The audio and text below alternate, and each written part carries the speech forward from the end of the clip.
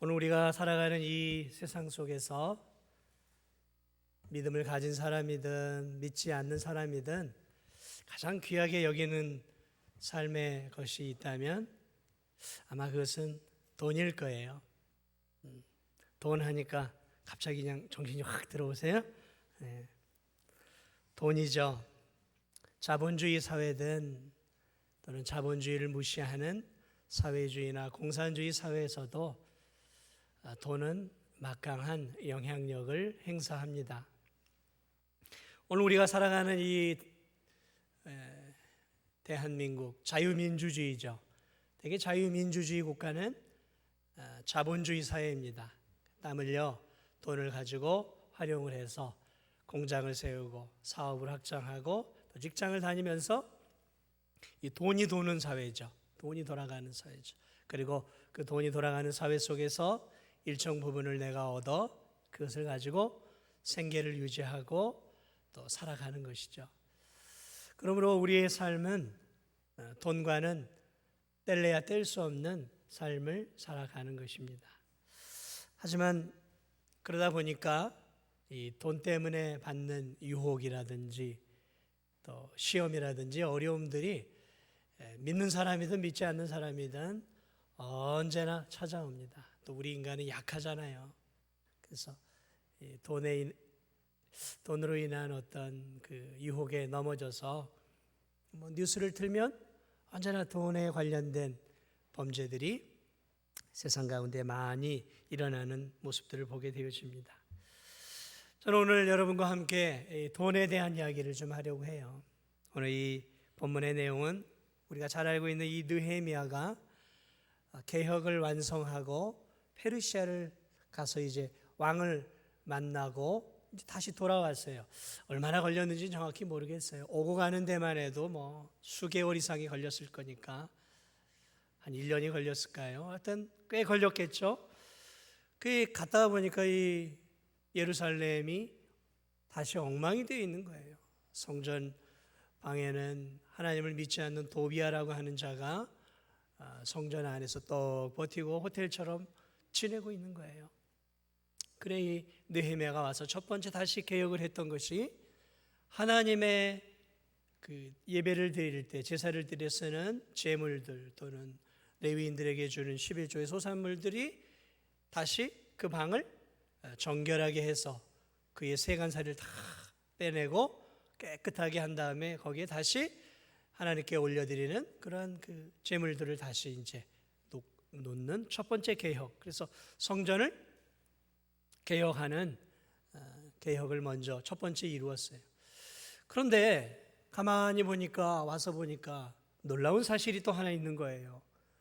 아니 이 성전에 수많은 사람들이 오고 가면서 제사를 드리고 하나님께 예배도 하고 레위인들이 하나님을 찬양해야 하는데 이게 레위인들 찬양 소리도 들리지 않고 레위인들이 코빼기가 안 보이는 거예요. 이 도대체 무슨 일인가? 백성들도 성전을 오지를 않는 거예요. 뭔 일인가 봤더니 세상에 이 레위인들이 다 도망을 가버린 거예요. 어디로 도망을 갔냐면 자기 고향으로, 자기 마을, 그러니까 자기 집으로, 자기 밭이 있는 집으로 다 가버린 거예요. 왜 갔냐 그랬더니 이 성전에서 이제 몇 개월씩 봉사하고 로테이션으로 가는데 성전에서 이렇게 열심히 하루 종일 일을 하고 한 달 동안 일을 하면 이 사례를 받아야 먹고 살 거 아니에요. 사례를 받아야, 공물을 받아야 먹고 살 거 아니겠습니까? 그런데 이 성전에서 공물을 주지를 않는 거예요. 왜 안 주냐 그랬더니 이게 공물의 11조들이 하나도 안 들어오는 거예요. 하나도 안 들어오는 거예요. 그러니까 레위인들에게 지급할 것들이 아무것도 없으니까 이 레위인들이 한 달, 두 달 어떻게 견뎌봤는데 이 레위인들이 무슨 천사도 아니고 어떻게 먹어야 살 거 아니에요. 계속 굶주리고 있을 수는 없으니까 어쩔 수 없이 이들이 먹고 살기 위해서 자신의 집과 밭이 있는 곳으로 다 뿔뿔이 다 흩어져 버린 거예요. 그러니까 성전이 텅 빈 거죠. 제사를 드릴 수도 없고 하나님을 찬양하는 레위인도 없어요. 그러니 뭐 백성들이 와서 뭘 할 수 있겠어요. 그 당시에 다 이 레위인들 주관하에 모든 것들이 움직였어요. 백성들이 왔다가 이게 보니까 성전이 일할 사람이 없는 거예요. 그러니까 이 백성들도 이제 오질 않는 거죠. 이 성전이 황폐해져 버린 거예요. 그래 오늘 이 느헤미야가 오늘 민장들이죠. 백성의 이런 장로들이나 또는 지도자급들을 싹 불러놓고 지금 11절에 보니까 꾸짖습니다. 하나님의 전이 어찌하여 버림받았느냐. 버림받았어요. 지금 아무도 찾아오냐. 그래 이제 그들이 혼을 내놓고 다시 그들을 데려와라. 레위인들을 불러와라 해서 다시 레위인들을 다시 이제 성전으로 모으고 백성들로 하여금 다시 이제 정상적으로 11조를 드리도록 함으로 이제 11조가 이런 이제 곳간에 쌓이기 시작하고 이제 그것을 관리하고 그것을 이제 내어주는 이제 그런 역할을 하는 사람들을 세우면서 다시 예루살렘의 성전의 기능이 정상적인 기능이 되어지도록 지금 이 일들을 두 번째 개혁을 감당하고 있는 모습이 오늘 우리가 읽은 이 성경의 내용이에요. 저는 이 두 번째 개혁의 내용들을 바라보면서 어쩌면 그때나 지금이나 하나님을 믿는 사람들이 11조를 드리는 것을 힘들어할까? 그때나 지금이나 똑같은. 이 총독 느헤미야가 탁 불꽃 같은 눈으로 감시할 때는 열심히 했는데 이 믿음 좋은 총독이 떠나버리니까 이제 누가 감시를 안 하니까 이 백성들이 이제 또 지도자들이 11조를 드리지 않아 곳간이 텅텅 비면서 이제 이렇게 성전이 제 기능을 완전히 잃어버리는 황무지가 되어버리는 이 사건들을 바라보면서 저는 오늘 왜 하나님은 이 구약 성경에서 또 신약에서 이렇게 때로는 정확하게 때로는 아주 집요하게 우리들에게 믿음을 가진 성도들에게 11조를 하라고 이렇게 말씀하고 있는 것일까? 그래서 저는 오늘 이 시간 이 아침 왜 하나님은 우리에게 11조를 하라고 하셨는가? 그 깊은 뜻은 무엇인가를 오늘 본문을 중심으로 함께 더 살펴보고자 합니다. 오늘 이 11조를 드려야 하는 첫 번째 이유는 이 물질 만능의 세상 속에서 성도들이 돈을 의지하고 돈을 붙잡고 살아가는 인생이 아니라 모든 것들을 주시는 하나님을 의지하고 하나님 중심의 삶을 살도록 주시는 그러한 우리를 위해 주시는 것임을 먼저 볼 수 있다라는 것이죠. 그러니까 오늘 이 세상은 여러분 이 황금 만능이죠. 돈이면 다 되는 세상 아닙니까? 근데 이 시대가 갈수록 점점 더 그래요. 돈의 영향력이 갈수록 점점 더 강력해져 가는 시대에 살아가고 있습니다. 더군다나 이제 우리나라 GDP나 이런 것들이 올라가면서 돈에 대한 더 큰 영향력을 우리가 받고 살아가고 있습니다. 여러분 돈은요 마법 같은 거예요. 마법 같은 겁니다. 돈이 있으면 인생을 역전시킬 수가 있어요. 그래서 가난한 사람이 돈이 있으면 부자가 되어지는 인생 역전이 일어나지는 것이죠. 초라한 인생이요 돈이 많으면 어떻게 돼요? 풍요로운 인생이 되어지는 거예요. 멸시받는 인생이요 수십억 자산가가 되어보세요. 누가 멸시하겠습니까? 겉으로는 절대 멸시하지 않습니다. 속으로는 이렇게 하들지 몰라도 겉으로는 그 앞에서 어떻게 해요? 고개를 숙이고 콩고물이라도 떨어질까 봐 부자들 앞에서 조심조심해요. 이 돈은 굉장한 존경을 받게 만들어서 오늘날의 계급제도는 없어졌지만 돈을 통해서 보이지 않는 계급들이 많이 형성이 되어졌죠. 그래서 돈이 많은 사람들은 마치 예전에 귀족과 같은 삶을 사는 것이죠. 돈은 매직이에요, 매직. 돈은 사막에 빌딩 숲을 만들어내기도 해요. 돈은 저 바닷속에요 사람이 지나다닐 수 있는 차가 다닐 수 있는 터널을 만들어내요. 여러분 이 세상을 돌아가는 거예요. 돈은요 저 이제 화성에 이제 사람이 살 수 있도록 만드는 그런 것들을 지금 만들어가고 있어요. 돈의 위력이라는 것은 돈의 능력이라는 것은 상상을 초월하고 있는 것이죠. 그래서 사람들은 갈수록, 또 믿는 성도들도 갈수록 이 매력적인 돈에 약해지고 종속되어져 가고 있어요. 그렇잖아요. 우리 젊은 사람들, 아니 요즘은 70, 80, 90 되신 분들도 돈 벌러 다녀요. 돈 벌러 다녀요. 노인 일자리라고 해가지고 다 이렇게 밖에 나가보면 낮에도 뭐 쓰레기도 줍고 뭐 하면서 돈을 벌고 있어요. 돈을. 이게 뭐예요? 돈이 없으면 우리가 살 수가 없단 말이죠. 돈이 이처럼 위력이 있어요. 얼마나 위력이 있어요? 90 먹은 노인을 일터로 내보낼 만큼 돈은 굉장한 힘이 있는 거예요. 그러다 보니까 오늘 이 세상이 돈의 유혹 앞에 너도 나도 무너지고 있어요. 오늘날 보세요. 이 대한민국 벌써 이 부동산 투기가 얼마나 가득합니까? 아파트, 땅 투기. 그러니까 뭐 무슨 뭐 이런 돈 많은 이런 나쁜 사람들만이 아니라요. 정상적인 사람들이 땅 투기를 해요. 땅 투기를 해요. 정상적인 사람들이 자기 일 하면서 부동산 투기를 해요. 아파트들을 막 사 모아요. 그래서 내 집 한 칸 있으면 만족해야 되는데 내 집 한 칸으로 만족하지 않고 그것을 돈벌이의 수단으로. 그러니까 고층 빌딩들이 도시에 가득해도 서민들이 내 집이 없는 거예요. 내 집 한 칸 마련하기가 너무 어려운 거예요. 요즘 젊은이들 절망 가운데 살잖아요. 내 집 한 칸을 마련할 수가 없어요. 아파트 값이 너무 올라버렸어요. 너무 올라버렸어요. 신음하고 고통 가운데 살아가고 있어요.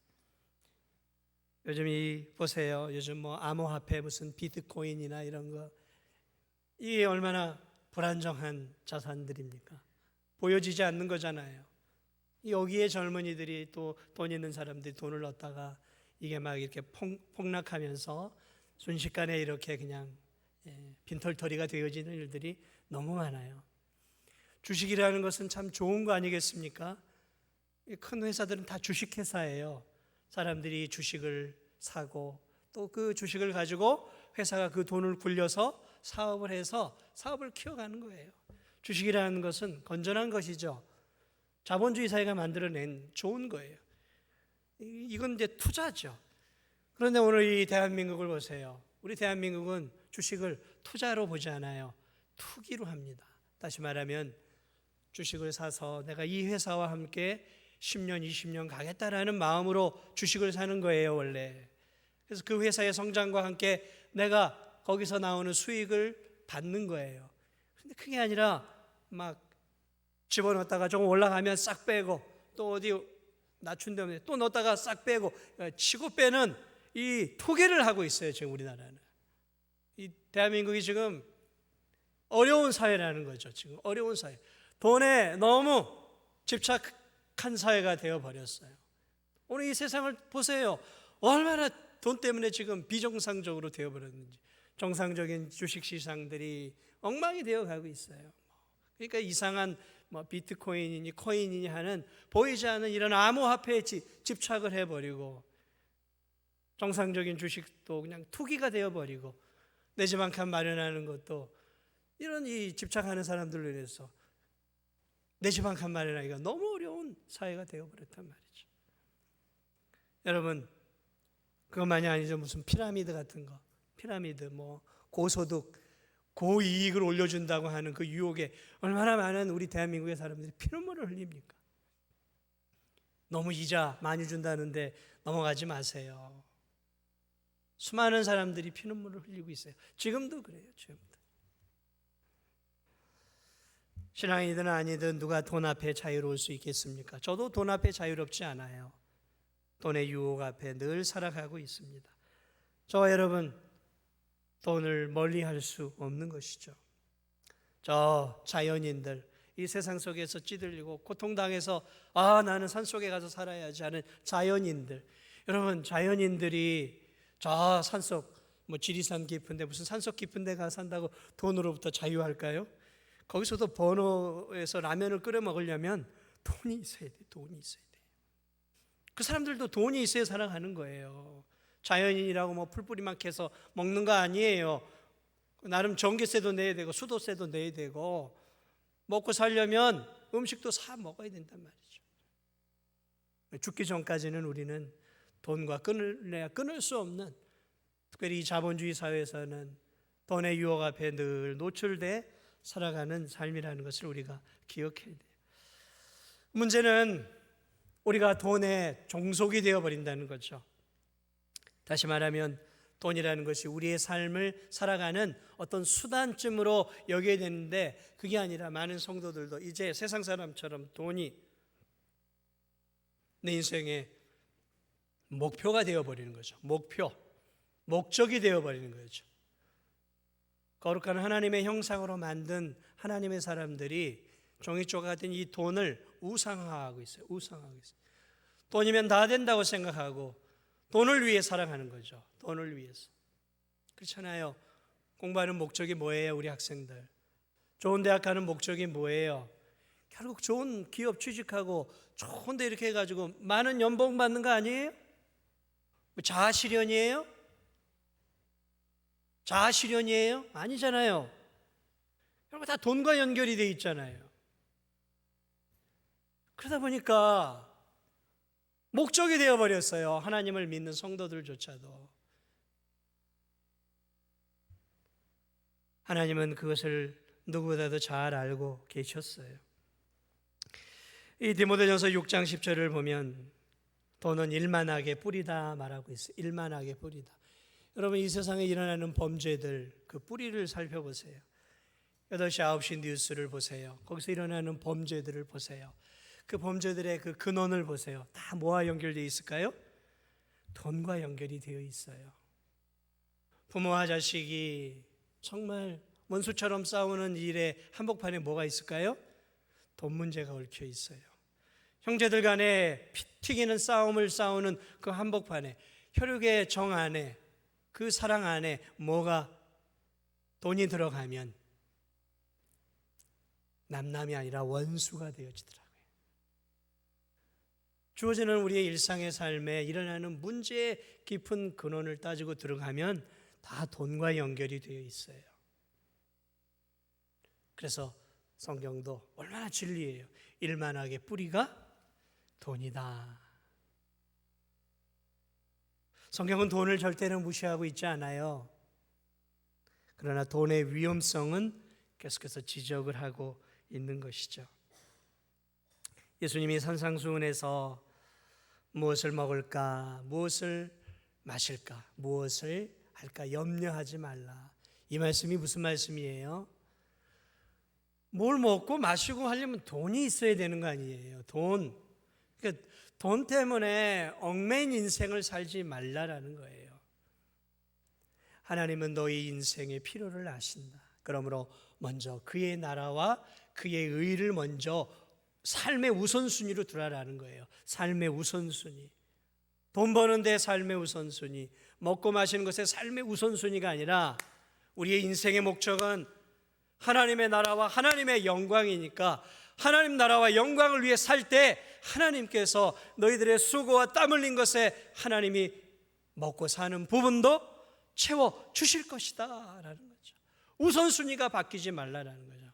돈에 얽매이는 인생이 되지 말라라는 거죠. 돈을 목적으로 삼는 인생이 되지 말라는 거죠.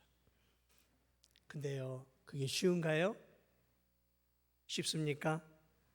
어렵죠. 그래서 하나님이 이 세상에 제도적으로 우리에게 주신 게 있어요. 그게 11조예요. 그게 11조라고요. 그러므로 여러분, 이 11조는 굉장히 깊은 다양한 의미들을 함축하고 있어요. 뭐 하나님이 돈이 없어서 돈이 부족하신 분인가요? 하나님이 먹고 마시는 그런 우리와 같은 육체가 있는 분인가요? 그런데 하나님이 우리에게 11조를 드리라 라고 말씀했어요. 그래서 공식적으로 보면 아브라함 때부터 11조를 드리는 것들이 쭉 나와요. 여러분, 우리는 하나님으로부터 받기를 원해요. 하나님, 나 부자 되게 해주세요. 내 사업 잘 되게 해주세요. 내 직장 잘 돼서 승진하게 해주세요. 우리 자식들 잘 되게 해주세요. 좋은 대학 가게 해주세요. 건강하게 해주세요. 평안하게 해주세요. 우리는 늘 하나님한테 달라고 하죠. 하나님은 또 우리에게 주시는 분이에요. 하나님은 우리에게 주시고 우리는 달라고 할 수 있는 권리가 있는 사람들이에요. 하나님 자녀들이니까. 자, 그런데 우리가 자꾸 달라고만 하면 어떤 인생이 되겠어요? 이 자본주의 사회 속에서 하나님께 자꾸 달라고 하는 것은 내가 탐욕 속으로 빠져들어가는 거예요. 그런데 하나님이 거기에 브레이크를 거셨어요. 야야, 달라고만 하지 말고 너도 좀 다오. 내가 10개 주었으니까 1개는 나한테 달라라는 거죠. 이것은 일종의 충격인 것이죠. 왜 달라고 하십니까, 하나님? 더 우리에게 줘야죠. 그러므로 11조는 일종의 충격인 거예요. 충격인 거예요. 여러분, 어느 종교에서 11조가 있어요? 어느 종교에서 10분의 1을 나에게 다오라고 하는 종교가 이 세상에 어느 종교가 있냔 말이죠. 없어요. 10분의 1을 달라고 하나님이 그의 자녀들에게 요구하는 종교는 아무 데도 없어요. 기독교밖에 없어요. 그러니까 이 기독교는 굉장히 독특한 신앙을 갖고 있는 거예요. 다른 종교는 네가 나한테 잘만 해주면 내가 너한테 부어줄게예요. 그런데 하나님은 아니야. 내가 주는 하나님이지만 먼저 주어라. 나에게 달라라고 요구하고 계시. 왜 달라고 할까요? 아쉬워서요? 아니에요. 그렇지 않아요. 여러분, 우리가 11조를 드리지 않아도 우리가 가지고 살아가는 물질을 가지고 살아가는 것 빠듯합니다.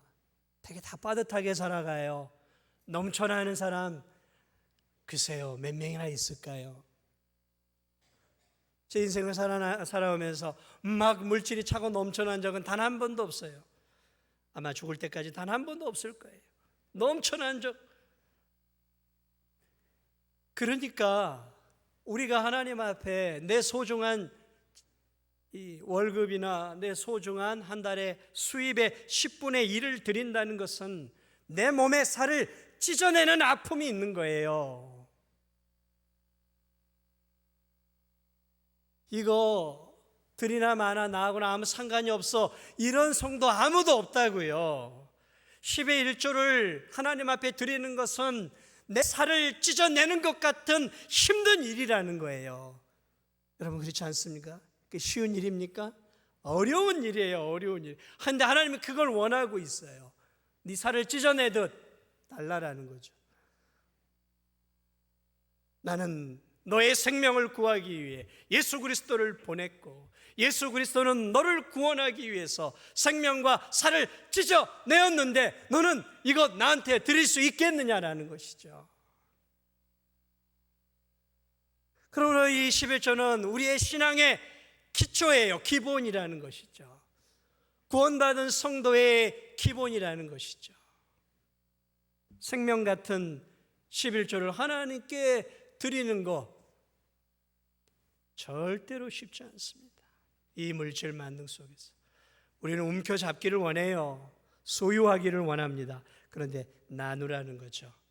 하나님께 드리라는 거죠. 잡지 말고 먼저 하나님께 받은 것을 드리라는 거죠. 그래서 기독교는 나눔의 종교이고 나눔의 신앙이 공동체.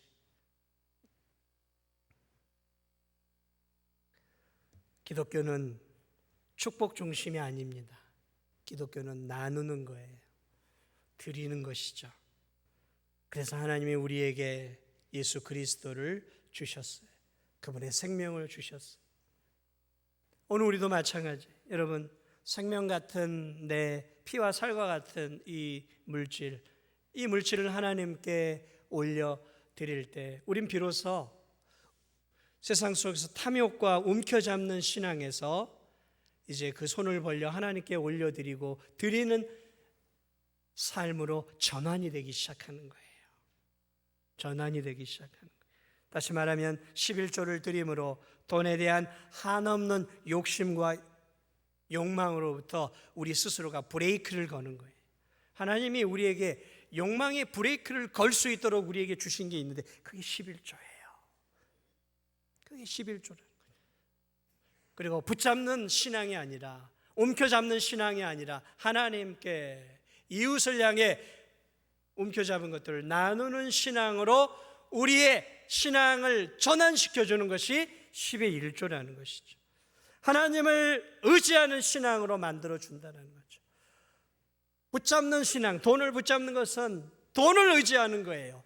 그러나 11조를 드리는 신앙이 되기 시작할 때 내 삶을 채우시고 먹이시고 입히고 나의 삶을 책임지는 것은 물질이 아니라 물질을 나에게 주시는 하나님이십니다라는 내 신앙의 고백이 10의 1조를 드리는 11조 신앙이라는 것이죠. 그러므로 사랑하는 여러분, 이 11조 신앙은 돈을 추구하는 우리의 인생에서 하나님께 헌신하는 신앙으로, 돈 중심의 신앙에서 하나님 중심의 신앙으로, 그리고 돈을 의지하는 신앙에서 하나님을 의지하는 신앙으로 변환시켜주는, 다시 말하면 우리로 하여금 이 세상 속에서 물질의 유혹을 이기고 하나님 중심의 신앙으로 살게 해주는 우리의 삶의 경제관념의 기초라는 것이죠. 경제관념의 기초. 오늘 이 11조는 우리로 하여금 하나님 중심으로 살게 해주는 것일 뿐만 아니라, 오늘 이 본문은 우리에게 이 11조는 교회가 제 기능을 감당하고 힘있게 하나님의 나라를 세워가도록 주었다라는 것을 볼 수 있습니다. 페르시아 왕궁에서 느헤미야가 다시 돌아와 보니까 레위인들이 다 도망갔어요. 먹고 살기 위해서. 백성들이 11조를 아무도 드리지 않고 있는 거죠. 그러니까 성전 창고에 쌓인 것이 아무것도 없어요. 그러니까 전적으로 성전을 위해서 일을 하고 있었던 레위인들이 할 수 없잖아요. 먹고 살기 위해서 다시 뿔뿔이 고향으로 돌아가 버린 것이죠. 그래서 느헤미야가 백성의 민장들을 불러놓고 하나님의 전이 어찌하여 이렇게 버림바 되었느냐, 그러면서 다시 레위인들을 불러 모으고 이스라엘 백성들 하여금 다시 11조를 드리게 함으로 성전의 기능이 다시 제 기능이 되어지도록 만들고 있다라는 거죠. 다시 말하면 이 11조는 성전조차도 움직이고 성전조차도 황폐하게 만드는 결정적인 영향을, 성전의 기능을 멈추고 잘 돌아가게 하는 것이 결국 11조였다라는 것을 오늘 이 본문이 우리에게 가르쳐주고 있어요. 여러분, 11조는 대개 교회 재정 수입의 50에서 60% 이상을 그 교회에 차지합니다. 많게는 70%까지 차지하는 교회들도 있어요. 11조가 없는 교회는 그건 설 수 없는 교회라는 것이죠. 교회는 전적으로 주를 위해서 헌신하는 이런 목회자들의 생계비를 책임져 주잖아요. 교회에서 목회자들의 생계비를 책임져 주는 거죠. 여러분이 하나님 앞에 올려드린 11조와 헌물이 하나님께 올라가고 또 그것이 이제 어느 양만큼 목회자인 저희들에게 오는 것이죠. 그러면 그것을 가지고 생계도 꾸리고 가족도 부양하면서 목회를 하는 것이죠. 여러분, 목회자들은 이슬만 먹고 사는 존재가 아니에요. 목회자들도 먹고 살아야 하는 연약한 존재입니다. 가족도 부양해야 돼요. 목회자들은 물질에 초연한 삶을 살도록 부르심을 받은 게 아니에요. 목회자들은 하나님의 일에 전념하도록 부름을 받은 거예요. 그러므로 교회는 하나님의 일에 목회자들이 전념할 수 있도록 할 수만 있다면 생계와 가족 부양을 할 수 있도록 넉넉하게 채워 주어야 하는 거예요. 목회자들에게 청빈한 삶을 성도들이 강요하는 게 아니에요.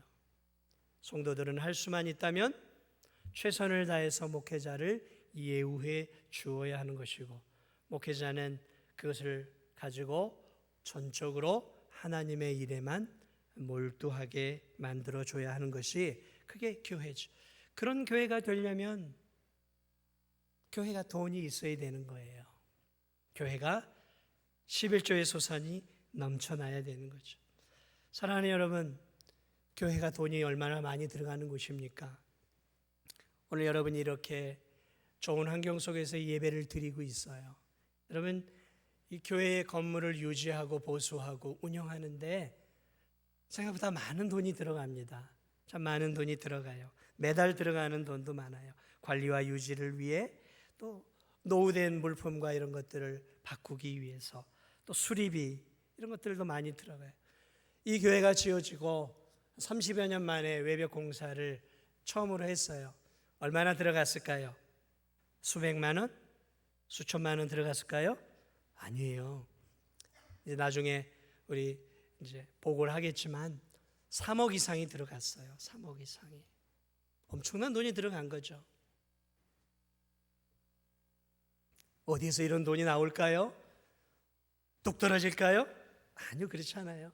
여러분이 드린 귀한 소산의 10의 1조를 가지고, 드린 헌물을 가지고 이 귀한 것들, 교회를 운영하고 살아가는 거죠. 그것만이 아니죠. 교회는 주일학교 아이들, 청소년, 청년들 또는 어른들의 신앙 교육을 위해서 물질을 사용해요. 그것만이 아니죠. 지역교회를 섬기는 구제, 또 전도, 또 선교, 봉사, 이 모든 것들이 다 돈과 연결이 되어지는 거예요. 돈 없이 움직이는 것이 아무것도 없다라는 것이죠.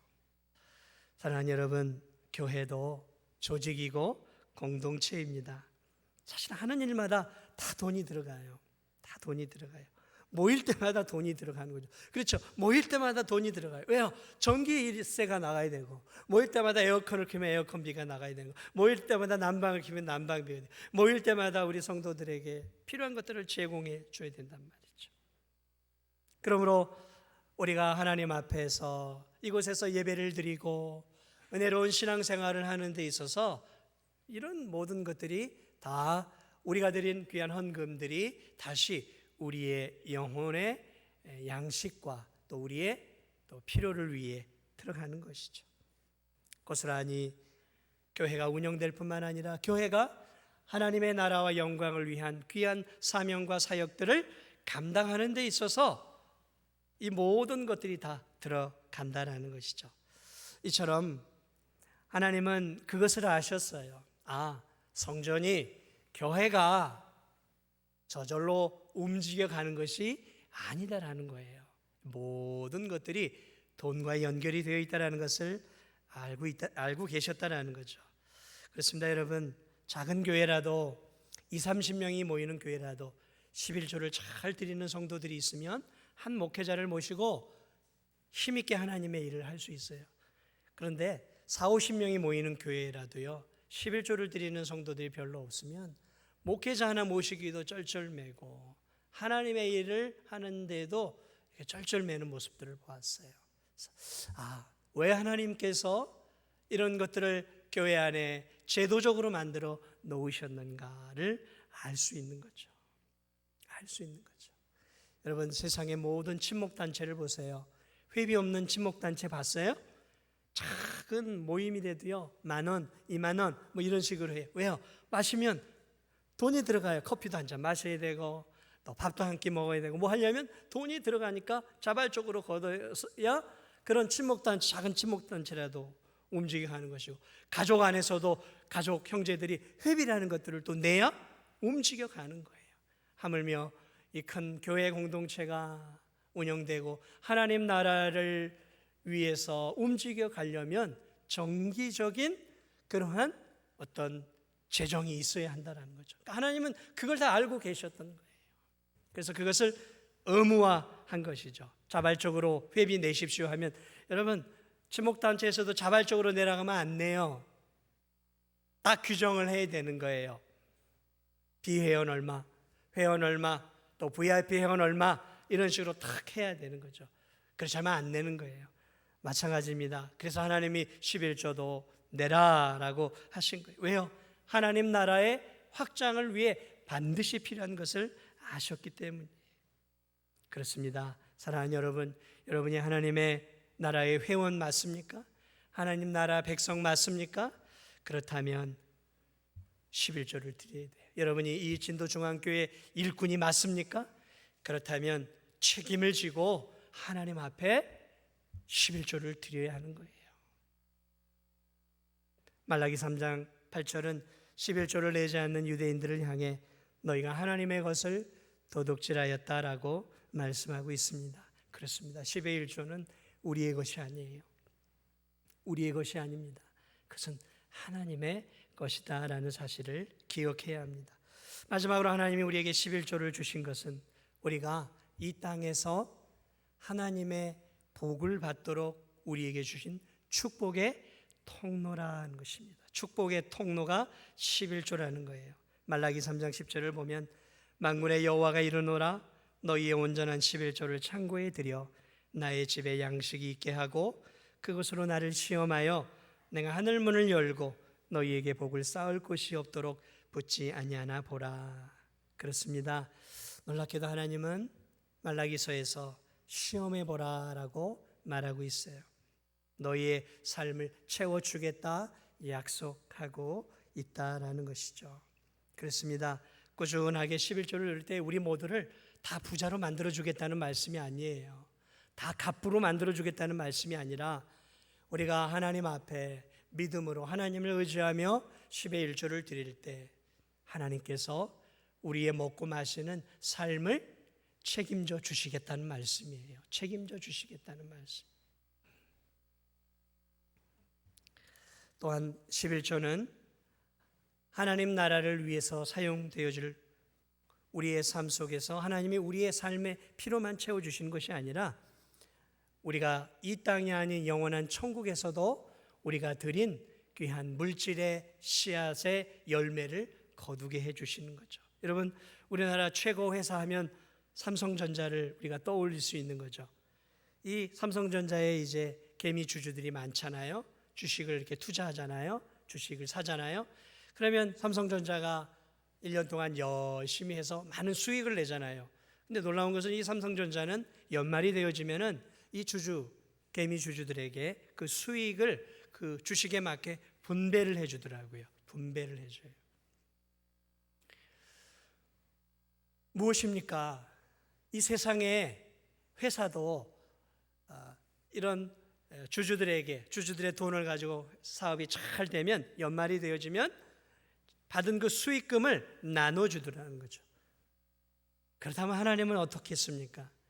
하나님은 이 땅에서뿐만 아니라 우리가 주를 위해서 하나님 앞에 내어드린 그 귀한 헌물들에 대해서 그것을 통해서 이 하나님 나라가 확장이 되어지는 거잖아요. 전도와 선교와 구제와 봉사와 하나님의 교회가 세워지도록 우리가 일조를 하는 거잖아요. 하나님 나라를 세워가는 거잖아요. 그러면 언제 그 수익을 우리가 거두게 될까요? 물론 이 땅에서도 하나님이 우리에게 복을 주시지만 영원한 하나님의 나라에 갔을 때 하나님께서 그 하나님의 나라에 확장된 것만큼 이상으로 하나님께서 우리에게 부어 주실 것을 여러분 믿으시기 바랍니다. 그리 아니하실지라도 사랑하는 여러분, 우리가 하나님께로부터 다 받고 살아가잖아요. 생명도 받고 살아가고 예수 그리스도의 그 십자가의 보혈의 공로를 통해 그분의 살의 찢기심과 흘리신 그 피를 통해서 오늘 저와 여러분이 천국에 산 소망을 가지고 이렇게 먹고 마시며 살아가고 있지 않습니까? 목사님, 저 월급이 적어요. 이 적은 월급 이거 가지고도 살기 어려운데 10분의 1을 떼서, 물론 하나님 말씀이 옳은 말씀이지만 이거 떼가지고는 제가 생계 유지하기 어려울 것 같아요. 계산을 해보세요. 제가 100만 원을 가지고 사는 거하고 90만 원을 가지고 사는 거하고 같겠습니까? 맞아요. 맞습니다. 계산하면 답이 안 나오죠. 당연하죠. 100만 원 갖고 사는 거하고 90만 원 갖고 사는 거하고 같겠습니까? 그런데 여러분, 그거 아세요? 하나님의 나라에는 놀라운 법칙이 있다는 것을 해보세요. 해보지 않고 그렇게 계산기 두드려 가지고 안 될 것이다 하면 평생 하나님 말씀대로 못 사는 거예요. 여러분, 우리 대한민국에 자랑스러운 기업이 하나가 있죠. 현대 세계적인 기업이 되었어요. 그 정주영 회장, 여러분, 이 정주영 회장이 얼마나 저돌적인 사람입니까? 그리 많이 배우지 못했지만 그 추진력은 상상을 초월하는 것이죠. 여러분, 이 정주영 회장 주변에 이 참모들은 다 해외에서 석박사학위를 받은 대단히 유능하고 엘리트들이에요. 어떤 계획을 정주행 회장이 생각해서 이제 참모들하고 계획을 나눕니다. 이렇게 해보면 어떨까? 이 참모들이 머리가 비상한 사람들이잖아요. 계산이 다 나와요. 회장님, 이건 좀 어려울 것 같습니다. 이렇게 계산해 보니까 이건 좀 힘들 것 같아요. 이렇게 얘기들을 해요. 그럼 이 정주영 회장이 꼭 했던 말이 있어요. 이봐, 해보기나 했어? 이봐, 해보기나 했어?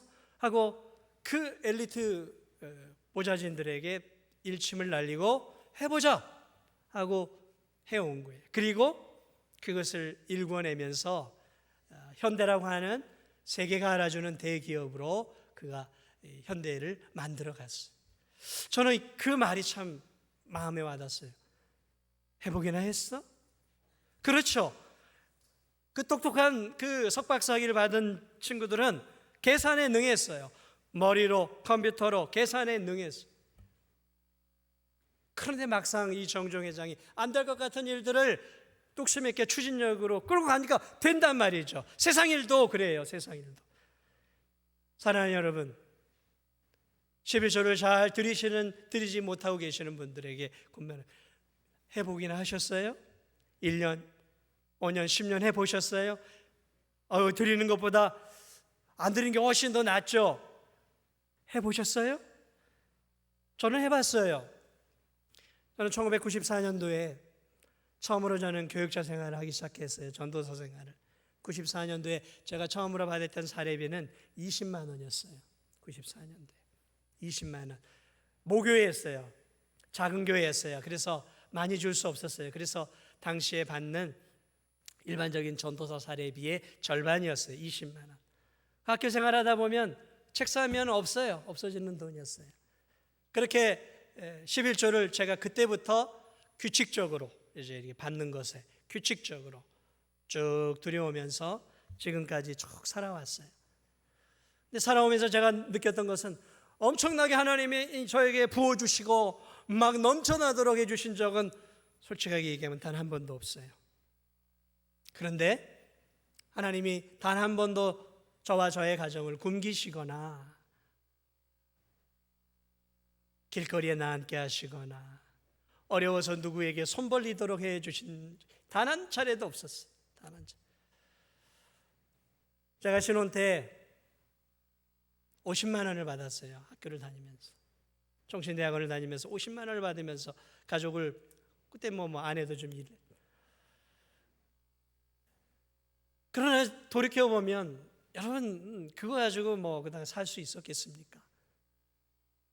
그러나 돌이켜보면 11조 안에 비밀이 담겨 있어요. 어떤 비밀이 담겨 있냐면 나를 신뢰하고 나를 의지하고 그런 계산을 뛰어넘어 하나님의 말씀에 순종하기 시작할 때 10의 1조를 드리고 10의 9조를 가지고 사는 인생이 10개를 가지고 사는 인생보다 훨씬 더 은혜롭고 풍요로운 삶을 살 수 있다는 비밀이 11조 안에 담겨 있다는 사실을 저는 수십 년간의 삶을 통해서 제가 경험해 왔고 지금도 경험하고 있습니다. 11조를 안 드리시는 분들에게 권면합니다. 하나님 말씀이에요. 해보세요. 해보기나 했습니까? 해보세요. 그리고 11조를 드리고 있는 분들에게 당부를 드립니다. 점점 더 온전한 11조를 드리십시오. 온전한 11조. 온전한 11조. 믿음이죠. 11조는 믿음이에요. 믿음으로 하는 거예요. 믿음이 없으면 못하는 거예요. 그리고 온전한 11조도 점점 더 내 믿음이 성숙해질수록 온전한 11조를 드리는 거예요. 그것이 이 돈으로 가득 찬 탐욕스러운 세상에서 결국은 나를 지켜주는 거예요. 내 신앙을 지켜주고 내 믿음을 지켜주고 나로 하여금 더 천국에 소망을 두게 하고 그리고 내가 드린 11조를 통해 교회가 교회다워지고 내가 혜택을 누리고 그리고 이 교회가 힘있게 하나님의 일들을 감당해 나가고 그리고 놀랍게도 하나님이 주시는 은혜와 복을 11조라고 하는 이 통로를 통해서 내가 하나님을 체험하고 경험하는 축복의 통로가 되어진다는 사실들을 꼭 잊지 마시고, 아무쪼록 저는 우리 성도들이 정말 이 땅에서 하나님의 은혜와 복을 받았으면 좋겠어요. 제가 우리 자녀들에게 늘 강조하는 것이 몇 가지가 있는데, 그 중에 하나가 뭐냐면 11조예요. 11조. 얘들아, 아까워하지 말고 드려. 아까워하지 말고. 이놈들이 잘 드리다가 구정 때만 되면 흔들려요. 구정 때만 되면 11조 액수가 공 하나 이상이 더 붙어버리니까 아이들이 막 떨리는 거예요. 이거 사랑하는 여러분, 그렇습니다. 우리가 그런 존재예요. 그러나 여러분, 오늘 이 주어진 귀한 말씀을 기억하면서 저는 우리 성도들이, 저는 제 자식이 잘 되길 바라서 늘 그걸 강조해요. 저는 우리 성도들이 이 땅에서 정말 하나님을 만나고 하나님의 은혜를 누리고 하나님의 복을 받고 정말 하나님을 경험하면서 그렇게 살았으면 좋겠어요. 하나님이 하라고 하는 것들을 해서 복이 안 되는 게 없어요. 복이 안 되는 게 없어요. 저는 우리 성도들이 그렇게 살았으면 좋겠어요. 정말 하나님이 주시는 은혜를 누리면서 하나님 나라를 세워가면서 그렇게 멋있는 신앙생활을 했으면 좋겠어요. 아무쪼록 이 귀한 말씀이 여러분의 삶 속에 늘 적용되기를 주님의 이름으로 축복을 드립니다. 우리 이 시간 함께 잠시 기도하기를 원합니다. 하나님,